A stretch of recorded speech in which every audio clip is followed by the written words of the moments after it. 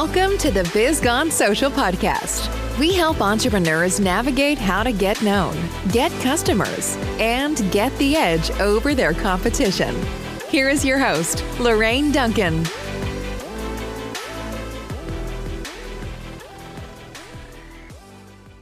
So here we are on the Biz Gone Social podcast, and I am so stoked to be here. And my promise to you, as always, is I want to give you a little bit of verbal caffeine that's going to energize your business and help you stay social. Because after all, don't you want to be the business that everyone's talking about?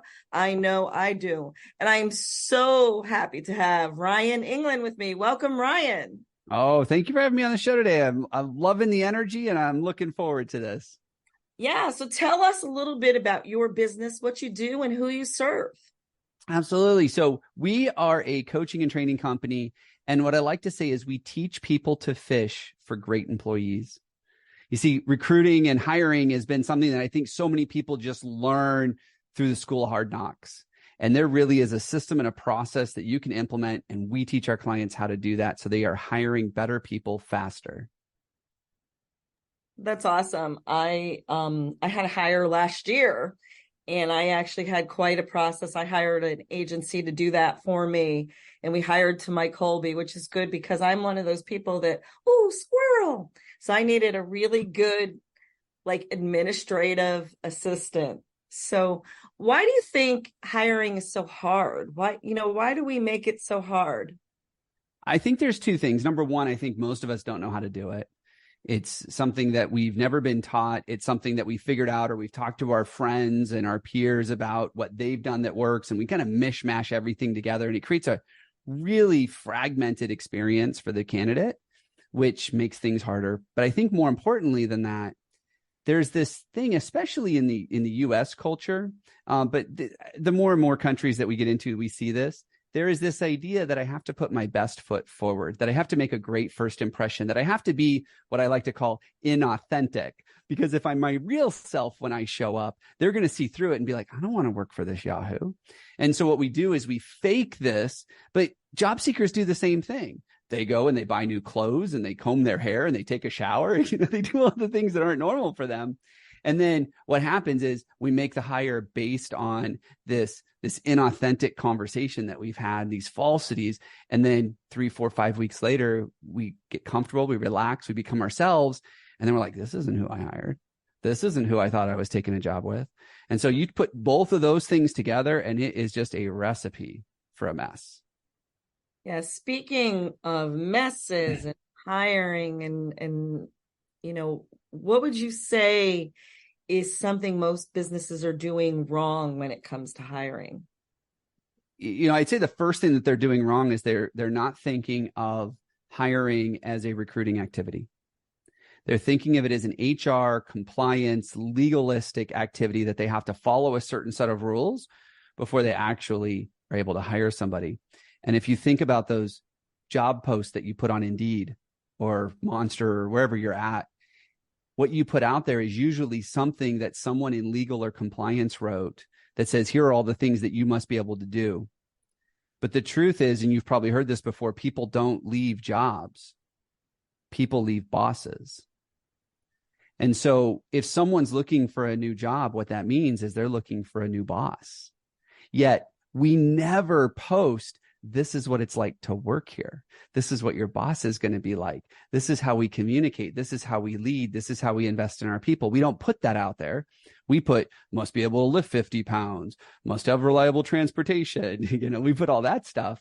Nobody cares. What they care about is, who am I going to work for? So I think that's the biggest mistake that people make. They start off on the wrong foot because it's very a legalistic, almost transaction than it is building that relationship through marketing. Yeah. So how, as a small business, can we compete for the best people? I think the first thing to realize is when you know who you are as an organization, what your company's culture is, how you lead, how you communicate, how you invest in your people, when you're really clear on that, you can put that out there and you can actually follow through. Whereas when you've got these big businesses that are preaching the same thing, most people know it's just lip service because they're so big, it's so hard to actually follow through on that. They're moving in 100 different directions. Their goal is just to fill a seat and then they move on.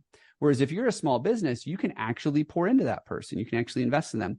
We had an electrician one time, electrical contractor, and he would hire people. And one of the things he was looking for in the interview is people that wanted to go start their own business, to be a competitor, which I know there's probably people listening like, I would never want to hire my future competitor. Well, this was his strategy because he knew that he could invest in this person. They'd be completely invested in his business. They'd want to learn the ins and outs. They'd want to see other departments and how other things work because their plan was to go start their own company someday. And what he found was these ended up becoming their future leaders in his organization. And they didn't leave because once they realized everything that was involved in being an entrepreneur, they're like, no, I just want to do this part. Right? Just want to do that part, which I think a lot of entrepreneurs run into once we get started, just going, I wish somebody would have told me I had to do finances and insurance and payroll and all these other things. I just want to go serve my client.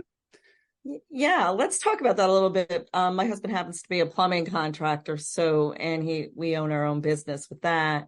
And what's interesting is that the guy we have right now is amazing, and he's eventually going to probably be taking over our company. Nice. And but I realized that as I look back in the 30, 40 years that we've been in business, and I see those hires, and the ones that actually ended up going into business for themselves were actually our best hires. I never thought of that before. They were great workers. They were very ambitious. They did so much, like more, they just moved forward a lot quicker, but they did more stuff and they learned, they were amazing. So why do you think it's interesting? Because I network a lot. In one of my groups, there's 5 tradesmen in there and they're always having trouble hiring. Why do you think it's so difficult to hire in the trades? Well, I think it comes down to a couple of things. One is, for whatever happened over the last 20, 30 years, there became this internal battle of, oh, you know what? I'm a good plumber because I don't smell like that plumber. I don't have the butt crack like that plumber. I don't have to mess around in sewage like that plumber. And it became this thinking I'm attacking the competition, but what I really did was convince an entire generation of people that being a plumber is gross and disgusting and not something cool to talk to your friends about.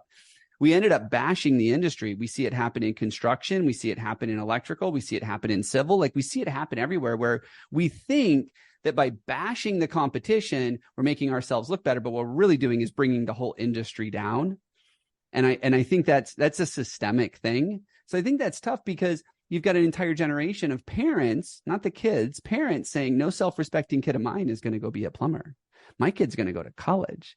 And the kid's like, I just want to work with my hands. And they're like, you can work with your hands after you go through college because I'm not telling my friends at the country club that my kid's a plumber.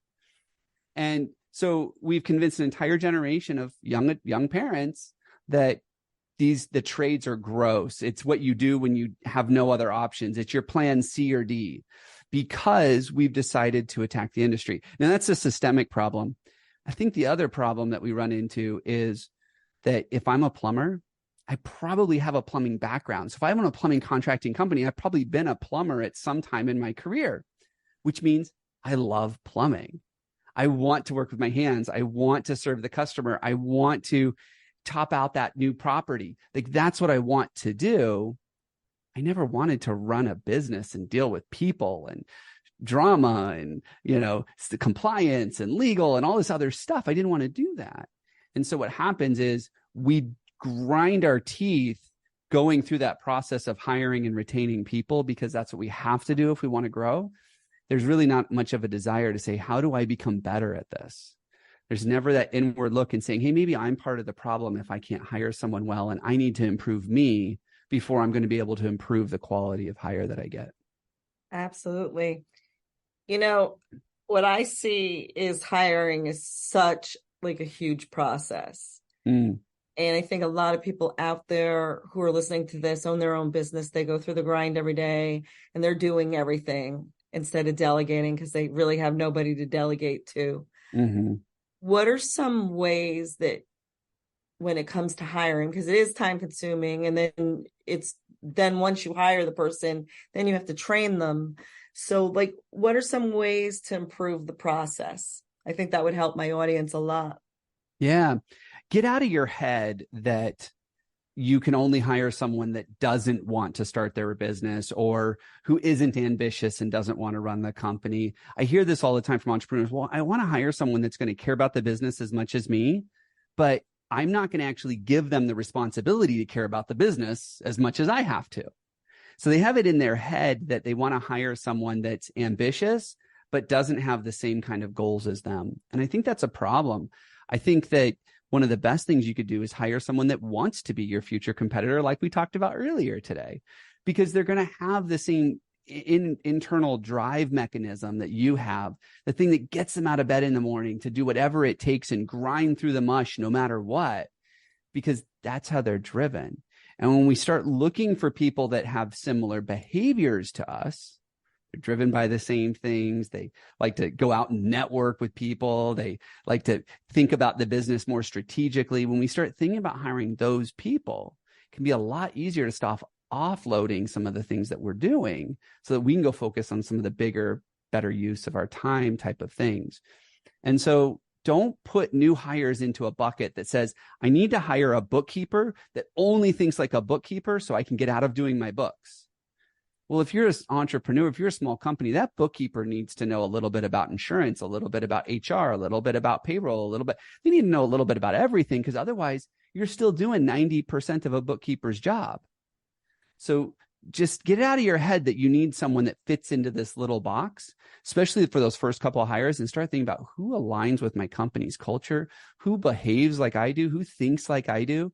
That's the people you want to start making for your first couple of hires. And then when you get them there, actually delegate the stuff. Don't just say, oh, hey, Lorraine, you know what? Can you go do this for me? And by the way, when you're done, can you bring it back to me so I can make sure you did a good job? That's not delegation. But that's what so many of them do. They have these great rock star employees that could take the ball and run with it, but we don't actually give it to them. And that's what we need to start doing. Absolutely. You know, it's funny. I do a lot of interviewing, and some of the people are in the same space that I'm in. And what I realized out of all those people, I should say most of those people, they worked for instance, I own a digital marketing agency. They actually worked for a digital marketing agency first. And then they morphed into their own business. And I think you're right. You're definitely onto something. I think that's, I never even thought of it in those terms. Just gave me so much different perspective. So this is the part of the show where we get real. You want to get real here now? A little real? Let's do it. So what would you say you love most about owning your own business? That I get to create when it makes, and when and how it makes sense for me. I'm very much a creative. I love process. If I see something, I'm like, there's a better way to do it. I actually have the power to do it a different way. That's why I didn't work out in corporate, because I was like, there's a better way, more efficient, more effective way to do this. And they're like, no, this is the way we do it. I'm like, but we're hurting our customer. We're hurting our employees. We're hurting these things because of this way. They're like, yeah, but that's the way we know how to report on it. So that's the way we do it. All that stuff drove me nuts. So being able to create and build something that's mine is my favorite part. Love it. Love it. So, you know, we always think about the glamour of owning our own business, and all your friends, at least my friends, think I'm really cool because I own my own business. But we both know that there's some challenges that come with owning our own business. What would you say in today's world is your biggest challenge that you have? Being able to unplug. 20 years ago, there weren't computers and cell phones and text message and all the social media and all that other stuff. And so when you left the office, like the office stayed there, and you came home and there was no computer or any of that. And now I think that we are so digitally connected that unplugging is so difficult. And I think when it comes to hiring, we have to be very careful as entrepreneurs that we make sure we're setting the right example for our people as well, because they can start seeing, oh, wait a minute, the boss doesn't unplug. Maybe the expectation is I never unplug. And that makes it really hard to grow a healthy team. Yeah, absolutely. One piece of advice that you can give that's universal that a startup could use, a seasoned business owner could use, or someone coming out of corporate that wants to start their own business? What would you say to them? You know, it's funny. Someone asked me this about a month ago, and the first thing that popped into my mind, I said, well, where'd that come from? And I've been noodling on it ever since. But the one thing that I wish I would have known 15 years ago when I did this, and I think applies to any business level, is realize that you're probably never niched deep enough. You can niche deeper. You can focus on a smaller segment of the market and serve them so exceptionally well because you're not scattered. I run into entrepreneurs all the time. I'll never forget this. I ran into a dentist one time and I'm like, who's the best client for you? They're like, anybody with or without teeth. I'm like, okay, do they have to be breathing? And they're like, well, let me think about that. I'm like, stop. Because the point is, how do you create a business with processes and systems to serve someone exceptionally well when it's anybody? You know, so I think that realizing that you can niche further into your business, you can serve a smaller subset of people, or you can deliver on a smaller type of service, but do it so exceptionally well that no one can touch you, I think is incredibly valuable in business. Yeah, I totally agree with that. So I want to thank you for being a guest on my show. And is there anything that you have to offer my audience today? Absolutely. I love being a guest, and thank you again for having me here. And what I'd love to do is for anybody listening right now that wants to learn more about not only what we do at Core Matters, but also get some tools and some tips to help you transform your hiring results. I've got a couple of bonuses for you, and you can find them at my website, which is corematters.com/bizgonesocial, all one word. And when you go there, we've got 3 things for you. The first one is I've got a brand new book that is out called Hire Better People Faster. And you can get the first 2 chapters to preview the book. Download that, take a look at the first 2 chapters of the book. Alternatively, the book is available in audio and on Amazon, but you can get the first 2 chapters free. The second thing is a masterclass. I've got a 10-minute masterclass that introduces you to some of the tools, in fact, the 5 power tools that we help every one of our clients implement so you can understand what those tools are and start implementing them on your own. And then finally, the last one is we call our recruiting roadblocks assessment. It's a 2-minute quiz. It's 14 questions. You answer the questions, and at the end of it, it's going to look at the 7 different areas of recruiting and tell you what you need to do to start getting better results in each one of those areas. So A lot of great tools. I love that. I love that. And be sure if you do download those 2 chapters to go on to Amazon and give a great review. And everyone out there, till next week, this is the Biz Gone Social podcast, and I'll see you soon. Bye. Thanks for listening to the Biz Gone Social podcast. Find us on Instagram at Biz Gone Social for extra tips. Check back weekly for new episodes. Until next time, stay social.